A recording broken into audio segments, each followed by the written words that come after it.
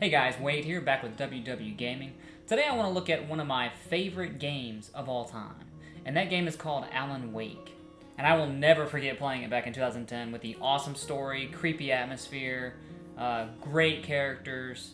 It was just overall an amazing game, and I've beaten it probably 3 times, to be honest with you, and I will probably beat it again if it ever gets, put back out on another console.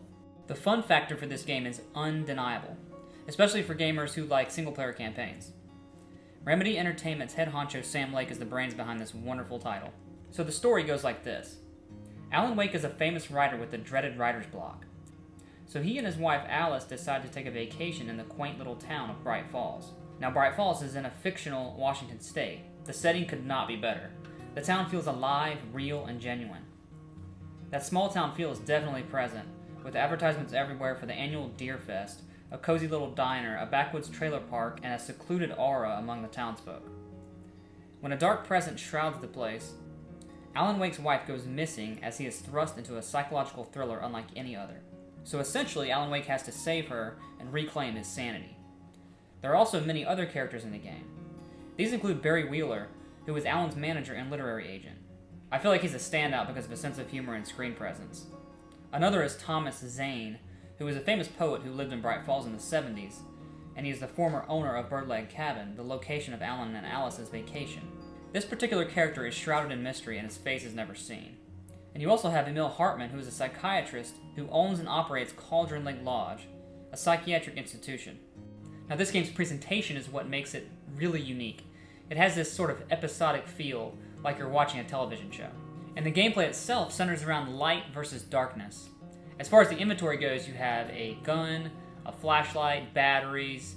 Really, there's not much in there. You have to basically survive with what you have. So it adds quite a bit of tension to the gameplay. The enemies in the game are known as the Taken and are invincible at first, but when Wake's flashlight hits them long enough, they become vulnerable and you're able to kill them. Since the dark presence has engulfed Bright Falls, your enemies sometimes become the actual townsfolk who have been consumed. The game has a perfect difficulty level. It doesn't hold your hand, yet at times it seems as if you may not have enough resources. For the most part, you rely on batteries and small amounts of ammo to keep you going. Alan Wake is not an athlete by any stretch, so don't expect him to run for very long. You will have to use strategy and time your movements and escapes well. The many gameplay elements are diverse and engaging. It's always very fun and rewarding. There are several things to collect, including thermoses and manuscript pages, which tell you more about the story.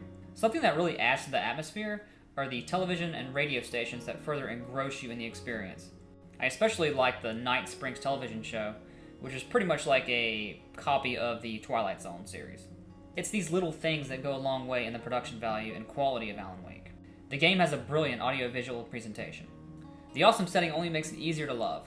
The frame rate never falters, the lighting effects are second to none, and the overall sound design is impeccable. I really enjoyed the music, radio stations, horrifying and sometimes funny dialogue from enemies, and the top-notch voice acting.